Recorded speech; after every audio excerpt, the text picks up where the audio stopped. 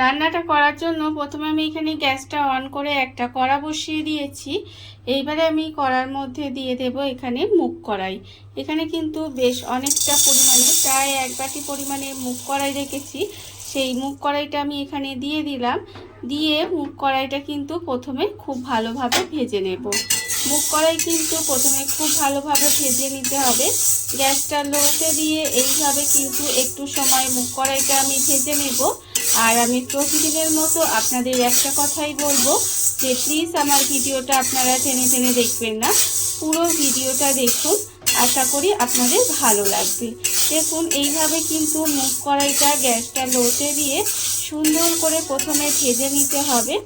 এইভাবে যদি আপনারা মুগ কড়াইটা শুকনো খোলায় ভেজে নিয়ে তারপরে যদি রান্নাটা করেন তাহলে দেখবেন এর স্বাদটা কিন্তু অনেক ভালো আসে এবং খেতেও কিন্তু অনেক সুন্দর হয়।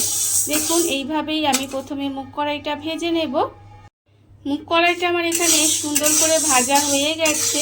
মুগ কড়াই কিন্তু সুন্দর করে ভেজে নিয়েছি। দেখুন আপনারা দেখেই বুঝতে পারছেন যে মুগ কড়াইটা কিন্তু এইভাবে একটু সময় ভেজে নিয়েছি, ভাজা হয়ে গেছে।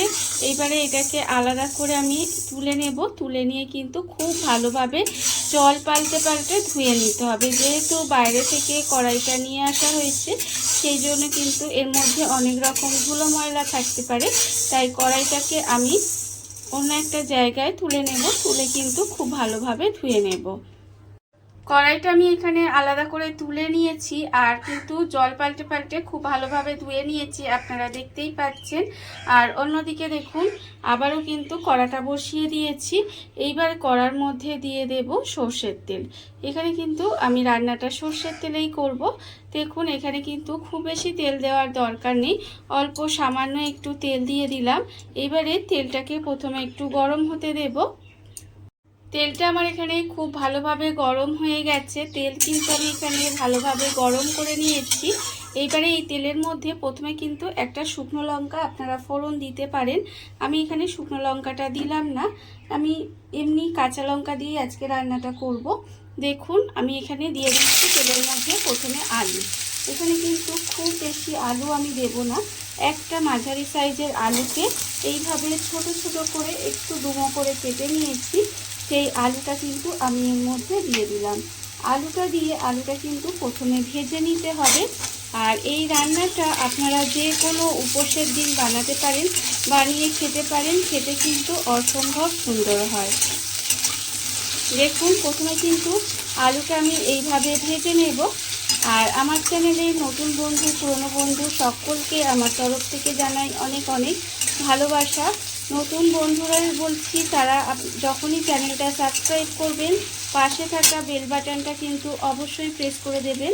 তাহলে কি হবে, যখনই আমি নিত্য নতুন ভিডিওগুলো আপলোড করব তখন কিন্তু আপনাদের কাছে নোটিফিকেশান চলে যাবে আর আপনারা আপনাদের সময় মতো কিন্তু ভিডিওটা দেখে নিতে পারবেন। আর পুরনো বন্ধুদের বলি আপনারা এইভাবে আমার পাশে আছেন, আমাকে ভালোবাসা দিচ্ছেন, তার জন্য আপনাদের জানাই অসংখ্য অসংখ্য ধন্যবাদ। দেখুন আমি কিন্তু এইভাবেই আলুটা প্রথমে একটু লাল করে ভেজে নেব। আলুটা আমার এখানে লাল করে ভাজা হয়ে গেছে। আলু কিন্তু আমি এখানে লাল করে ভেজে নিয়েছি, আর এর থেকে বেশি ভাজার দরকার নেই। এবারে আমি এর মধ্যে দিয়ে দেব নুন। এখানে কিন্তু আন্দাজ মতো নুন দিয়ে দেব।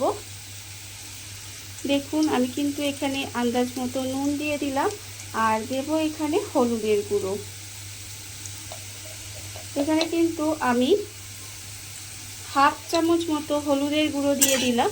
দিয়ে এই আলুর সাথেই কিন্তু নেড়ে চেড়ে এই নুন আর হলুদটা আর একটু সময় ভেজে নিতে হবে।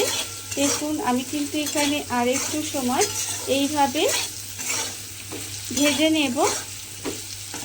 আর এই সময় আমি এর মধ্যে দিয়ে দেব যে কড়াইটা আমি এখানে আগে থেকে শুকনো খোলায় ভেজে রেখেছিলাম, তারপরে কিন্তু জল দিয়ে ধুয়ে নিয়েছি, সেই কড়াইটা আমি এখানে দিয়ে দিলাম।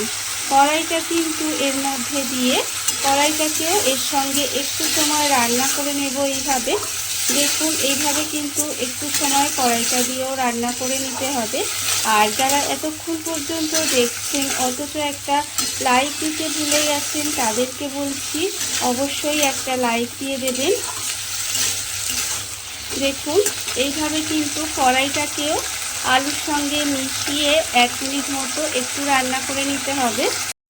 কড়াইটা দিয়ে কিন্তু আমি এখানে 1 মিনিট মতো এইভাবে একটু রান্না করে নিয়েছি। দেখুন এর থেকে বেশি রান্না করার দরকার নেই। এইবারে আমি এর মধ্যে দিয়ে দেব কাঁচা লঙ্কা, পাকা লঙ্কা করে 3টে আমি এখানে দিয়ে দিলাম। আমি এখানে কম রান্না করছি জিনিসটা, সেই জন্য আমি সমস্ত কিছুই কিন্তু অল্প পরিমাণে ব্যবহার করছি। আপনারা যদি বেশি করেন তাহলে পরিমাণটা সব কিছুই একটু বাড়িয়ে দেবেন। দেখুন আর কিন্তু আমি এখানে কিছুই দেব না। এইবারে আমি এর মধ্যে দিয়ে দেব জল। এখানে কিন্তু আমি পরিমাণ মতো জল দিয়ে দিলাম। এটা কিন্তু আমি কড়াতেই রান্না করছি।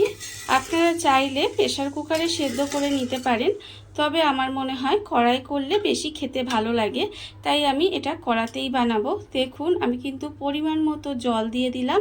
এইবারে গ্যাসটাকে একেবারে লোতে দিয়ে দেব।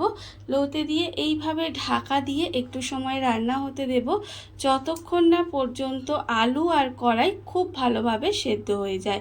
ততক্ষণ পর্যন্ত কিন্তু এইভাবেই গ্যাসটা লোতে দিয়ে ঢাকা দিয়ে রান্না হতে দিতে হবে। বা আপনারা চাইলে প্রেসার কুকারেও কিন্তু সেদ্ধ করে নিতে পারেন, তবে প্রেসার কুকারের থেকে আমার মনে হয় এইভাবে করলে খেতে বেশি ভালো লাগবে। যাই হোক আমি এইভাবেই আলু আর কড়াইটা সেদ্ধ করে নিয়ে তারপরে আবারও আপনাদের সামনে ফেরত আসছি। গ্যাসটা লোতে দিয়ে এইভাবে আমি বেশ কিছুক্ষণ রান্না হতে দিয়েছিলাম। এইবারে আমি খুলে দেখব যে ঠিক কেমন হলো। দেখুন জলটা কিন্তু অনেকটাই শুকনো হয়ে গেছে, আর আপনাদের দেখাচ্ছি। দেখুন আলু কিন্তু সেদ্ধ হয়ে গেছে, আপনারা দেখেই বুঝতে পারছেন। দেখুন আলু সেদ্ধ হয়ে গেছে, আর কড়াই তো আপনাদের আর দেখাতে হবে কিনা আমি জানি না, দেখাই তাও। দেখুন কড়াইও কিন্তু একেবারে গলে গেছে। দেখুন একেবারে কড়াই গলে গেছে। এই রকমই কিন্তু জিনিসটা হবে। দেখুন এইভাবে কিন্তু একেবারে গ্যাসটাকে লোতে দিয়ে এইভাবে রান্না করলে জিনিসটা খেতেও সুন্দর হয়। আর এই দেখুন জিনিসটা কিন্তু এখন একটু এরকম কাদা কাদা মনে হচ্ছে, কিন্তু এটা যখন ঠান্ডা হবে তখন কিন্তু অনেকটাই ঝরঝরে হয়ে যাবে। আর ঝরঝরে হয়ে গেলে খেতে কিন্তু ভীষণই সুন্দর লাগবে। দেখুন তলায় একটুও আর জল নেই, একদম শুকনো হয়ে গেছে। আর রান্না কিন্তু আমার একেবারে রেডি হয়ে গেছে। আপনাদের আবারও বলছি যে কোনো উপোসের দিন কিন্তু আপনারা এইভাবে এই মুগ কড়াইয়ের রেসিপিটা বানিয়ে খেয়ে দেখবেন, আশা করি আপনাদের ভালো লাগবে। দেখুন আমার কিন্তু রান্নাটা এখানে হয়ে গেছে। এবার আমি গ্যাসটা অফ করে দেব, আর কিছুক্ষণ পরে আপনাদের পরিবেশন করে দেখাবো ঠিক কেমন হলো। দেখুন বন্ধুরা, বাড়িতে থাকা কত অল্প উপকরণে কত অল্প সময় কত সুন্দর একটা মুগ কড়াইয়ের রেসিপি তৈরি হয়ে গেছে। আপনারা দেখতেই পেলেন, আর এটা কিন্তু খেতে ভীষণ সুন্দর হয়। এইভাবে আপনারাও কিন্তু একদিন হলেও বাড়িতে বানিয়ে দেখতে পারেন। আর এই ভিডিওটা যদি আপনাদের ভালো লেগে থাকে, আপনারা যদি ফেসবুক থেকে দেখে থাকেন পেজটি ফলো করে দেওয়ার অনুরোধ রইল। আর যদি ইউটিউব থেকে দেখে থাকেন চ্যানেলটি সাবস্ক্রাইব করে নেওয়ার অনুরোধ রইল। তাহলে চলুন ভিডিওটা আমি এখানেই শেষ করছি। আপনারা সবাই ভালো থাকবেন, সুস্থ থাকবেন। আবারও হাজির হব নতুন কোনো রান্না নিয়ে।